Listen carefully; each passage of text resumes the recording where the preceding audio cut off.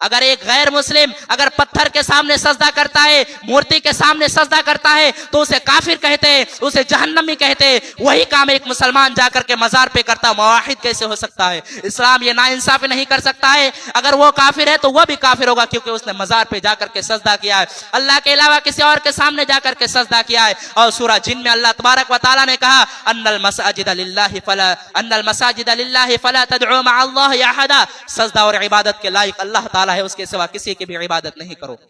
تو یہ پہلا حق اللہ نے اپنا بیان کیا کہ شرک نہیں کرنا ہے۔ وَعَبُدُ اللَّهَ، اللہ کی عبادت کرو، وَلَا تُشْرِكُوا بِهِ شَيْئًا، اس کے ساتھ کسی کو شریک نہ کرو۔ یہ پیشانی جھکے تو اللہ کے سامنے جھکے، یہ ہاتھ اگر اٹھے تو اللہ کے سامنے اٹھے، اگر یہ زبان پر کوئی کلمہ اگر ظاہر ہو تو رب کا نام ظاہر ہو، اس کے علاوہ یا خواجہ غریب نواز یا مشکل کشا یہ کچھ زبان میں نہیں آنا چاہیے۔ سب سے پہلا حق اللہ نے اپنا بیان کیا کہ شرک نہ کرو۔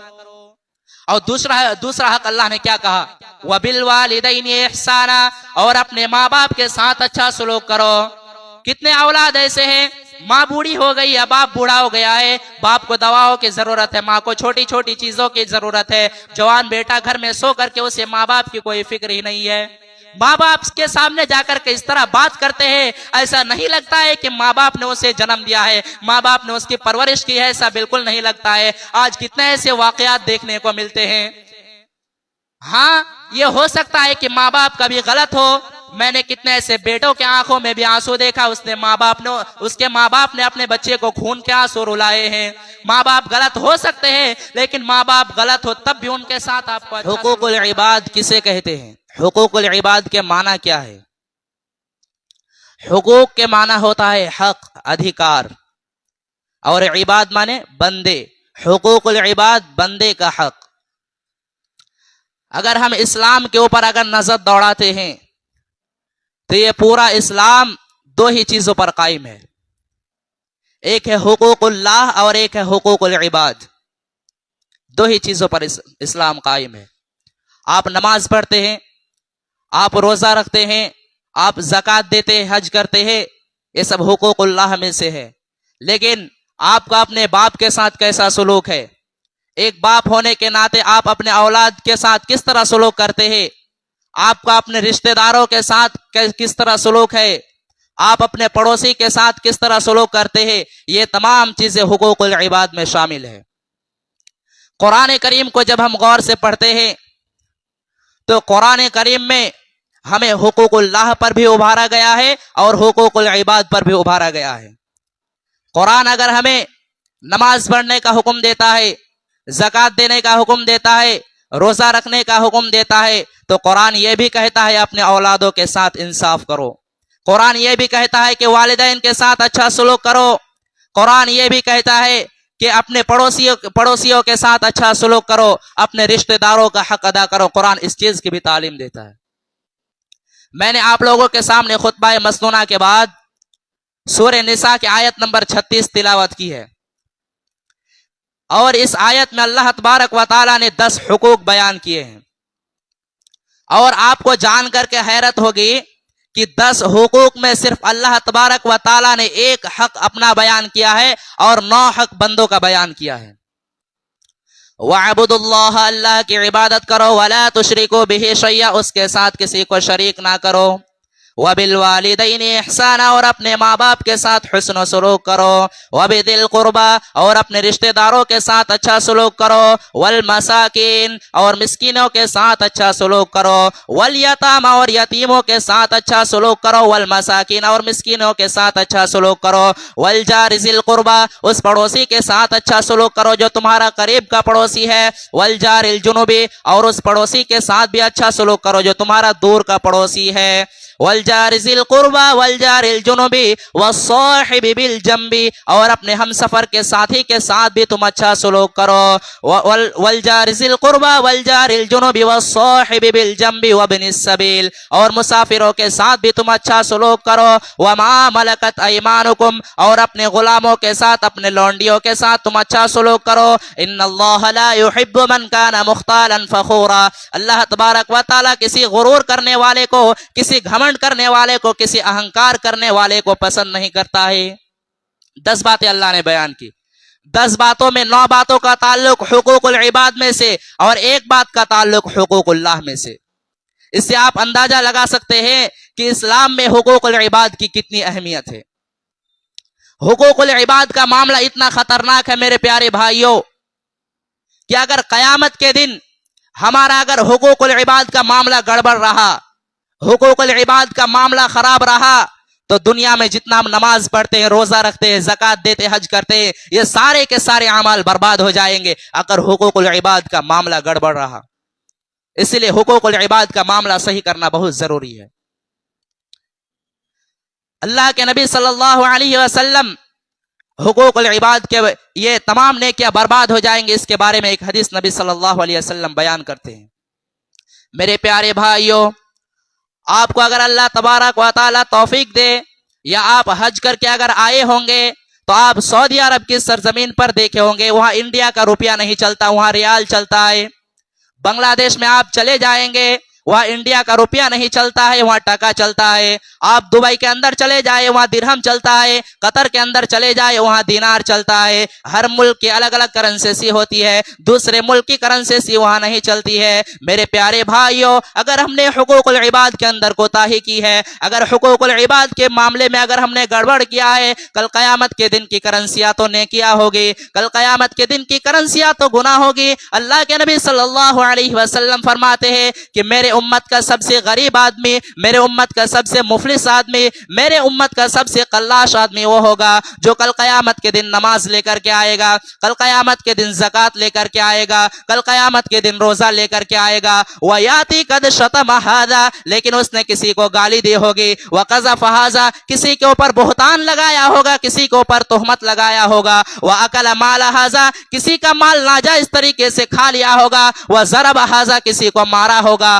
फयुता हादा मिन हसनातिही व हादा मिन हसनातिही, जितने लोगों का उसने हक मारा था सबको उनकी नेकियां बांट दी जाएगी। कुछ लोग रोजा लेकर के चले जाएंगे, कुछ लोग ज़कात लेकर के चले जाएंगे, कुछ लोग हज लेकर के चले जाएंगे। फ़इन फ़नियत हसनातुहु, अगर उसकी तमाम नेकियां खत्म हो जाएगी और हकदार अभी भी लाइन में खड़े होंगे, अल्लाह के नबी सल्लल्लाहु अलैहि वसल्लम फरमाते हैं फ़उख़िज़ मिन सय्यिआतिहिम, उन हकदारों के गुनाह उनके ऊपर लाद दिए जाएंगे, उन हकदारों के गुनाह लेकर के उसके ऊपर लाद दिए जाएंगे। सुम्मा तुरिहा फिन्नार, फिर उस इंसान को मुंह के बल घसीट करके जहन्नम में फेंक दिया जाएगा। इतना खतरनाक होगा हुकूकुल इबाद का मामला। इसीलिए प्यारे नबी सल्लल्लाहु अलैहि वसल्लम ने फरमाया कि मन कानत इंदहु मज़लमतुल लि अखीही, अगर अपने भाई के ऊपर तुमने जुल्म क्या है, ज्यादती क्या है, अत्याचार क्या है, दुनिया में उससे छुटकारा ले लो, दुनिया में नजात ले लो। कल कयामत का दिन होगा, वहां तुम रुपया के बदले रुपया ना दे पाओगे, वहां तुम जमीन के बदले जमीन ना दे पाओगे, वहां या तो अपनी नेकियां देनी होगी या सामने वाले के गुनाह लेने होंगे। अब आयशा फरमाती है रदियल्लाहु ताला अन्हा कि एक मर्तबा अल्लाह के नबी सल्लल्लाहु अलैहि वसल्लम अपने सहाबा के साथ बैठे हुए हैं। इतने में एक सहाबी आए और कहने लगे, ए अल्लाह के नबी, मेरे बहुत सारे गुलाम हैं और वो मेरी बड़ी नाफरमानी करते हैं, मेरे साथ बड़ी बदतमीजी करते हैं, मैं उनको जो बात कहता हूँ वो मेरी बात नहीं मानते हैं। ए अल्लाह के नबी, मैं उनको मारता हूँ, पीटता हूँ, सजाएं देता हूँ, मैं उनको डांटता हूँ। ए अल्लाह के नबी, मुझे कभी कभी ये डर लगने लगता है कि कहीं मेरे इस अमल के ऊपर अल्लाह तबारक व तआला कल कयामत के दिन पकड़ तो नहीं करेगा। आप सल्लल्लाहु अलैहि वसल्लम ने फरमाया, ऐ मेरे साहबी, तुम्हारे गुलामों ने तुम्हारी जितनी नाफरमानी की है और तुमने जितनी सजा दी है, दोनों को कल कयामत के दिन अल्लाह तबारक व तआला एक तराजू पर तौलेगा। अगर तुम्हारी नाफरमी, अगर उनकी नाफरमानी तुम्हारे सजा से ज्यादा हो गई, तब तो तुम्हारा अल्लाह तबारक व तआला के यहाँ फायदा हो जाएगा, तुम्हारा अल्लाह तबारक व तआला के यहाँ फायदा हो जाएगा। लेकिन ए मेरे साहबे, अगर उनकी सजा से ज्यादा, अगर उनके कसूर के वजह से तुमने अगर ज्यादा मारा है, तब तो ए मेरे साहबे, तुम्हारी नेकियां उनके अकाउंट में डाल दी जाएगी, तुम्हारी नेकियां उनको दे दी जाएगी।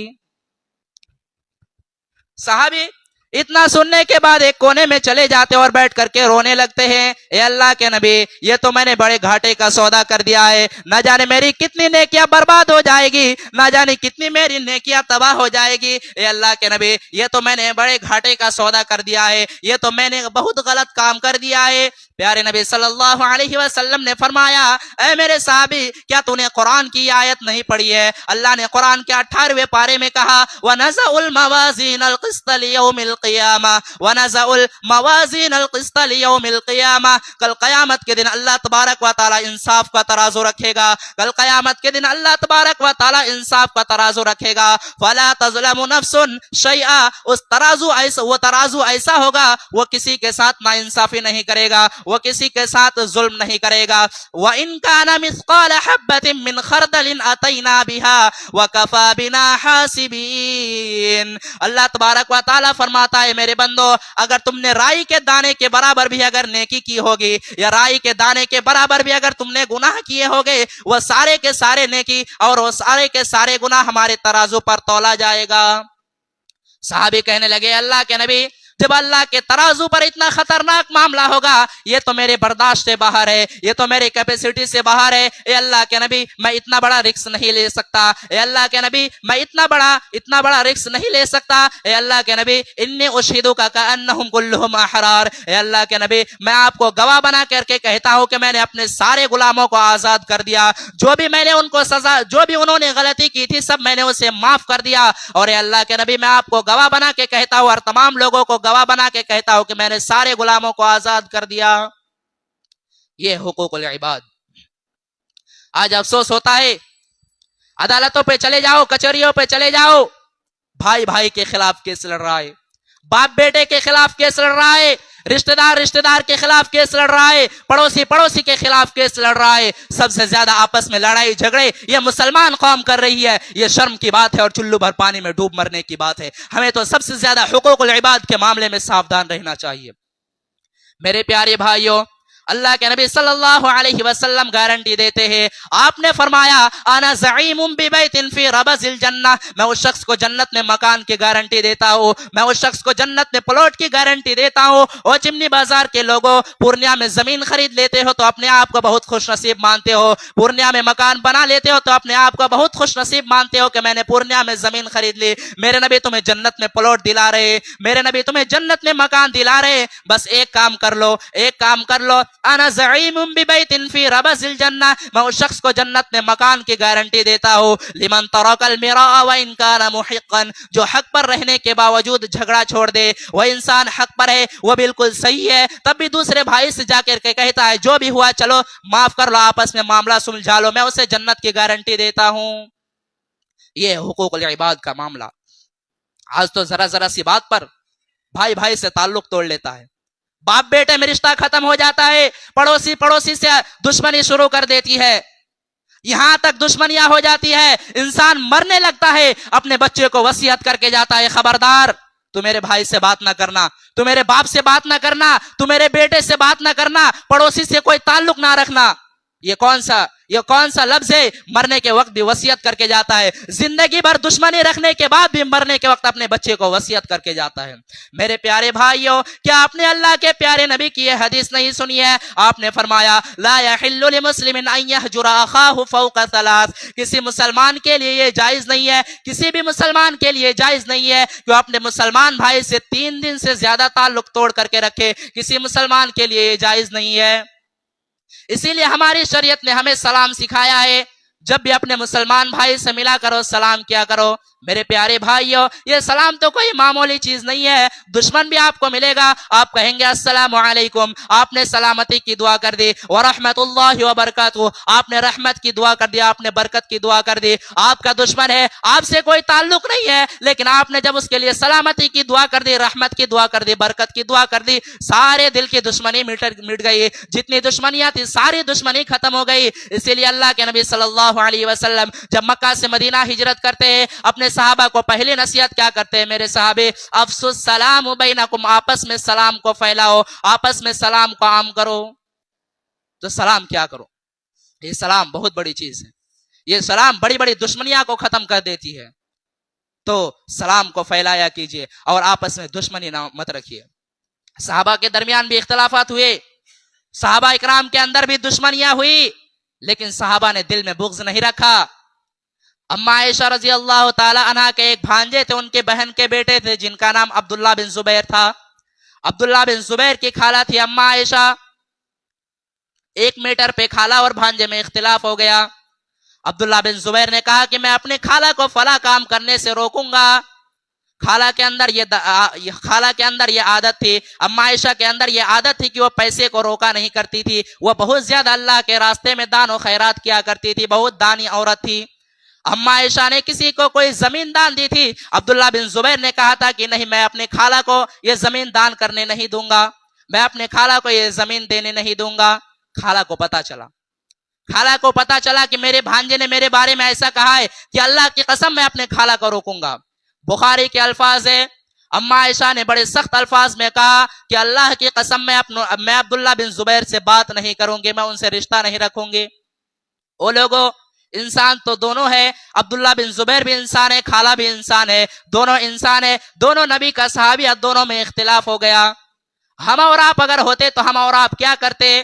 ہم سے اگر کسی کی دشمنی ہو جائے، ہم سے اگر کوئی تعلق توڑ لے، ہم سے کوئی بات چیت کرنا بند کر لے، ہم کہتے آپ ہم سے بات نہ کرے، آپ کے بغیر ہمارا کام تھوڑی رکا ہے۔ ہم اور آپ یہ کہتے ہیں، ہم سے کوئی بات چیت بند کر لے، ہم سے کوئی تعلق توڑ لیتے، ہم کہتے ہمیں اگر کوئی ایک جھاپڑ مارے تو ہم کہتے ہم اسے 10 جھاپڑ ماریں گے، ہمارا مزاج ایسا ہے۔ لیکن صحابہ اکرام ایسے نہیں تھے، صحابہ اکرام کے اندر یہ عادت نہیں تھی۔ خالہ ناراض ہو گئی، اور آپ جانتے ہیں کہ خالہ کا بہت اونچا مقام ہے۔ اگر آپ کی خالہ زندہ ہے، آپ کی موسی زندہ ہے، خالہ کی عزت کرو، خالہ کو ماں کے جیسا سمان دو۔ پیارے نبی کی حدیث سے آپ نے فرمایا، الخالۃ بمنزلۃ الام، خالہ ماں کے برابر درجہ رکھتی ہے۔ اگر آپ کی خالہ زندہ ہے، اسے ماں کے جیسا سمان دو، اس کی عزت کیا کرو۔ خالہ ناراض ہو گئی، عبداللہ بن زبیر پریشان، خالہ کو کس طرح مناؤں؟ عبداللہ بن زبیر کے دماغ میں ایک خیال آیا۔ عبداللہ بن زبیر جانتے تھے کہ اما عائشہ پیارے نبی صلی اللہ علیہ وسلم سے بہت زیادہ محبت کرتی تھی، اور نبی کے انتقال کے بعد اما عائشہ پیارے نبی صلی اللہ علیہ وسلم کے خاندان والوں سے بھی بہت زیادہ محبت کرتی تھی۔ تو عبداللہ بن زبیر نے 2 صحابی کو پکڑا۔ یہ 2 صحابی کون تھے؟ یہ اللہ کے نبی صلی اللہ علیہ وسلم کے نانیحال کے خاندان سے تعلق رکھتے تھے، یہ قبیلہ بنو زہرہ سے تعلق رکھتے تھے۔ 2 صحابی کو پکڑا، کہا دیکھو بھائی ایسا ایسا معاملہ ہے، میری خالہ مجھ سے ناراض ہے اور آپ کو میرے ساتھ چلنا ہے اور زیادہ کچھ نہیں کرنا ہے۔ میں جب اپنے خالہ کو منانے لگوں تو آپ کو بس تھوڑا میرا ساتھ دینا ہے۔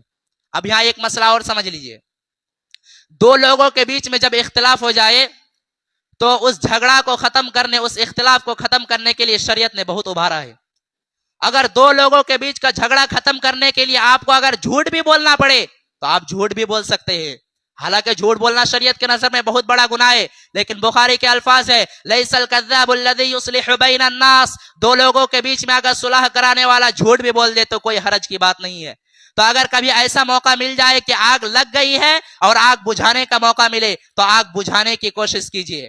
ہاں، لیکن اگر 2 لوگوں کے بیچ میں اختلاف پیدا کرنے کے لیے آپ اگر سچ بھی بولتے ہیں تو ایسا سچ بولنا بھی حرام ہے، اور شریعت اسے چغلی کہتی ہے۔ اور پیارے نبی صلی اللہ علیہ وسلم نے فرمایا کہ لا يدخل الجنت نمام، چغل خور جنت میں نہیں جائے گا۔ تو کبھی اگر ایسا موقع ملے کہ آگ لگ گئی ہے اور آگ بجھانے کا موقع ملے تو آگ بجھانے کی کوشش کیجیے، آگ لگانے کی کوشش مت کیجیے۔ تو جب یہ دونوں صحابی کو یہ آفر ملا کہ میرے ساتھ چلو تو یہ دونوں فوراً تیار ہو گئے، ٹھیک ہے چلیں گے آپ کے ساتھ۔ اب یہ تینوں لوگ اما عائشہ کے دروازے پر پہنچے، اور جو طریقہ اسلام نے سکھایا، جب کسی کے دروازے پر جایا کرو سلام کیا کرو۔ ان تینوں نے کہا السلام علیکم، اندر سے جواب آیا وعلیکم السلام۔ ان تینوں نے کہا اے اما عائشہ اندخل، کیا ہم اندر آ سکتے ہیں؟ کہا ہاں اندر آ جاؤ۔ اندر گئے تو پردہ لگا ہوا تھا، اس پر اما عائشہ بیٹھی ہوئے، اس طرف یہ تینوں لوگ بیٹھے ہوئے ہیں۔ جیسے یہ تینوں لوگ پہنچے، اندر پردہ لگا ہوا تھا، پردہ کے اس پار اما عائشہ بیٹھی ہوئی ہے، اور اس طرف یہ تینوں لوگ بیٹھے ہوئے ہیں۔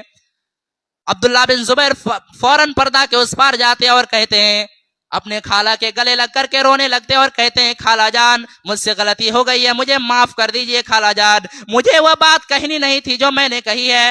خالہ کہتی ہے نہیں نہیں میں تجھے معاف نہیں کروں گی، میں نے بہت بڑی قسم کھائی ہے، میں تجھے معاف نہیں کروں گی۔ غور کرو میرے پیارے ساتھیوں، آج کے دور میں کون اپنی غلطی کو مانتا ہے؟ لیکن عبداللہ بن زبیر نے اپنی غلطی کو مانا اور خالہ جان مجھے معاف کر دیجئے۔ خالہ کہتی ہے نہیں میں تجھے معاف نہیں کروں گی، میں نے بہت بڑی قسم کھائی ہے۔ خالہ جب یہ کہنے لگے، ادھر سے یہ دونوں صحابی کہنے لگے اے اماں عائشہ آپ تو نبی کی بڑی چہیتی بیوی ہے، کیا آپ نے نبی کا یہ فرمان نہیں سنا ہے کہ لا یحل لمسلم ان یہجر اخاہ فوق ثلاث، کسی مسلمان کے لیے جائز نہیں ہے کہ اپنے مسلمان بھائی سے 3 دن سے زیادہ تعلق توڑ کر کے رکھے۔ اے اماں عائشہ آپ کا بھانجا ہے، آپ کی بہن کا بیٹا ہے، چلو مان لیا ہے اس نے غلطی کی ہے، اب معافی مانگ رہا ہے، معاف کر دیجئے۔ آخر کار اماں عائشہ نے عبداللہ بن زبیر کو معاف کر دیا اور اپنی قسم کو توڑنے کی وجہ سے 40 غلام آزاد کیے۔ اور جب بھی اماں عائشہ اس واقعہ کو یاد کرتی تھی اتنا روتی تھی کہ ان کا دوپٹہ آنسو سے بھیگ جاتا تھا۔ یہ تھے صحابہ اکرام۔ دل میں بغض مت رکھو، دل میں بغض رکھ کر کے جاؤ گے اللہ کے یہاں پچھتانا پڑے گا۔ کسی کا حق مارا ہے تو حق دے دو، حقوق العباد کا معاملہ بڑا خطرناک ہے۔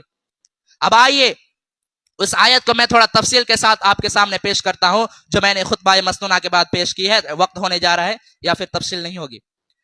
تو اس آیت میں اللہ تبارک و تعالیٰ نے 10 حقوق بیان کیے ہیں، تو 10 حقوق میں پہلا حقوق کیا کہا؟ وَاعْبُدُوا اللَّهَ، اللہ کی عبادت کرو، وَلَا تُشْرِكُوا بِهِ شَيْئًا، اس کے ساتھ کسی کو شریک نہ کرو۔ دنیا کا سب سے بڑا گناہ شرک ہے۔ ہمیں لگتا ہے کسی نے ایک دن پہلے عید کی نماز پڑھ لی، کسی نے ایک دن پہلے روزہ رکھ لیا، کہیں چوری ہو رہا ہے، لگتا ہے کہ کچھ نہیں ہو رہا ہے، بہت بڑا گناہ ہو رہا ہے۔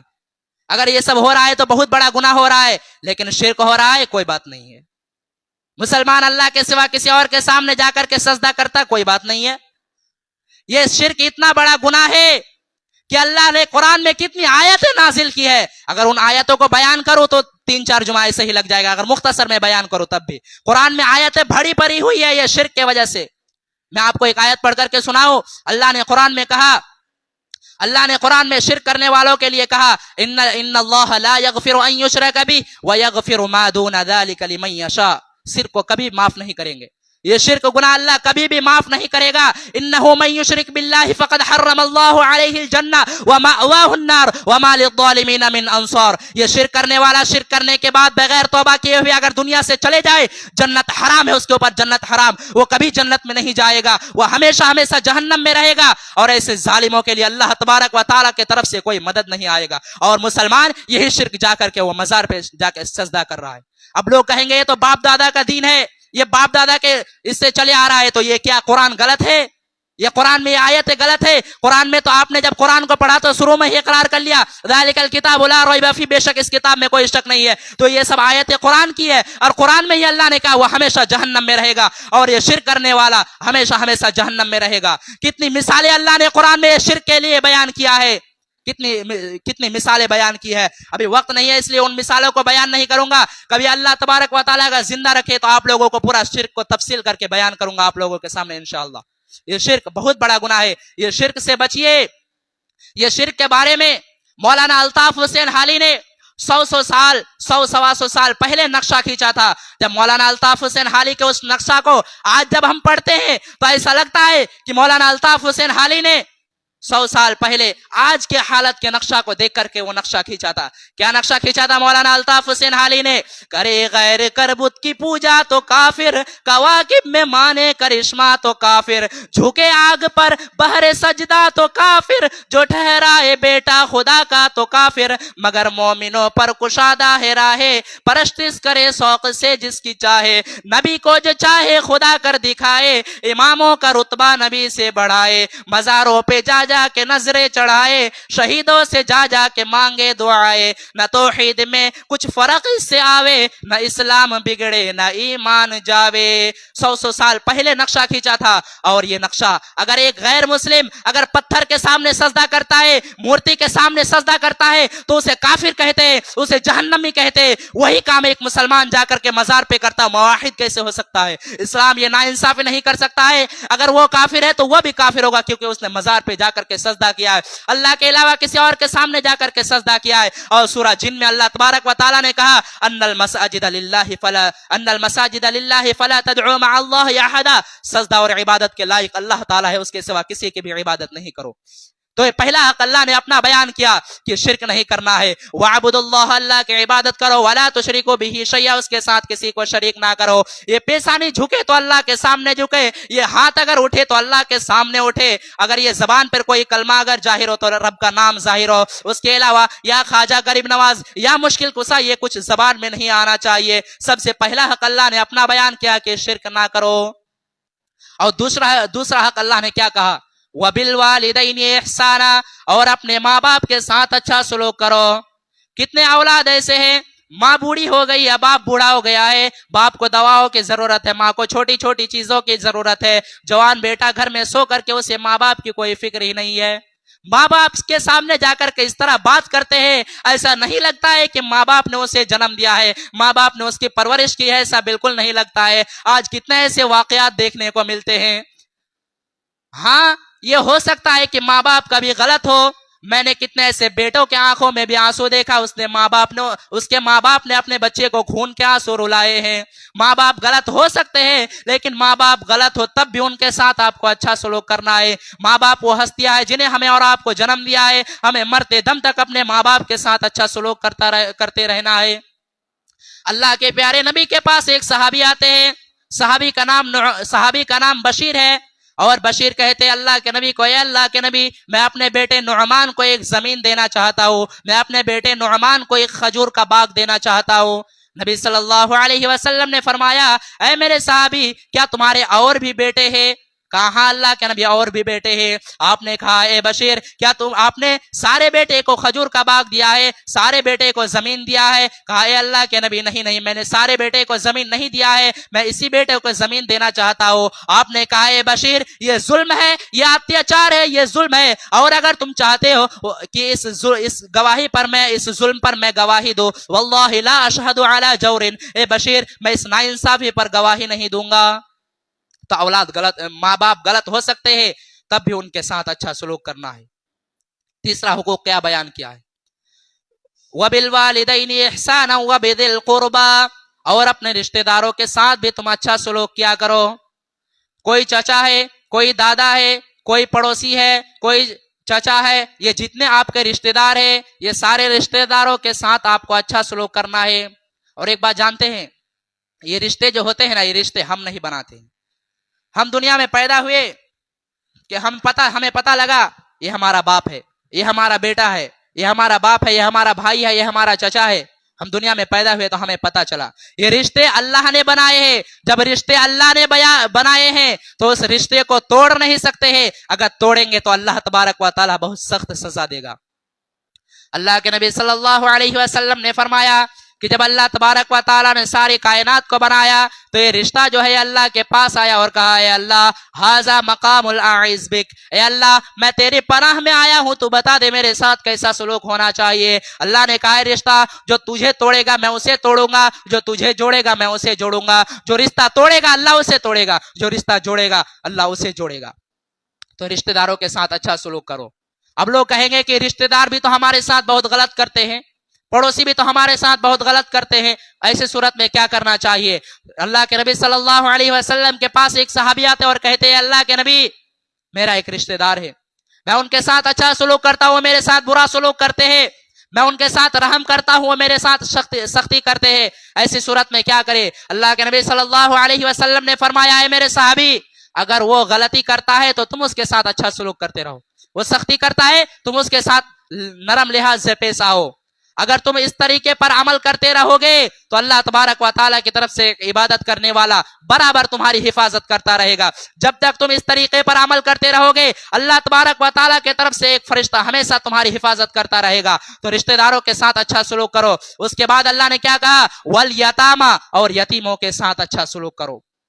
جس کا باپ دنیا سے چلا گیا وہ بیچارہ یتیم ہو گیا, وہ بیچارہ بے سہارا ہو گیا، اس یتیم کا سہارا تم بن جاؤ، اس یتیم کی کفالت کرنے والے تم بن جاؤ۔ ہاں، یتیموں کے نام سے دبئی سے اور سعودیہ سے پیسہ آنے والا اگر کوئی حرام اور ناجائز طریقے سے کھا رہا ہے تو کان کھول کر کے سن لے، اللہ نے قرآن میں کہا ان الذین یأکلون اموال الیتامی ظلما انما یأکلون فی بطونہم نارا۔ جو لوگ یتیموں کا مال ناجائز طریقے سے کھا رہے، وہ یتیموں کا مال نہیں کھا رہے بلکہ اپنے پیٹ میں جہنم کی آگ بھر رہا ہے۔ یتیموں کا مال کھانے والے نہ بنو، یتیموں کا سہارا بنو۔ اگر یتیموں کا سہارا بن جائے، یتیم کے اگر کفالت کرنے والے بن جائیں گے، پیارے نبی صلی اللہ علیہ وسلم کہتے ہیں انا وکافل الیتیم کہاتین۔ آپ نے اپنی دونوں انگلیوں سے اشارہ کر کے فرمایا انا وکافل الیتیم کہاتین فی الجنہ، میں اور یتیم کے پرورش کرنے والا جنت میں اس طریقے سے رہوں گا جس طریقے سے دونوں انگلیاں آپس میں ملی ہوئی ہے، جڑی ہوئی ہے۔ تو یتیموں کا مدد کرنے والے بنو۔ والیتامی والمساکین، اور مسکینوں کے ساتھ بھی تم اچھا سلوک کرو۔ آپ کو اللہ نے بہت پیسہ دیا ہے، آپ مکان میں رہتے بہت اچھی بات ہے، آپ کی بہت زمین ہے اچھی بات ہے، آپ اچھا کھاتے اچھا پہنتے یہ الگ بات ہے، لیکن یتیموں کو، ان غریبوں کو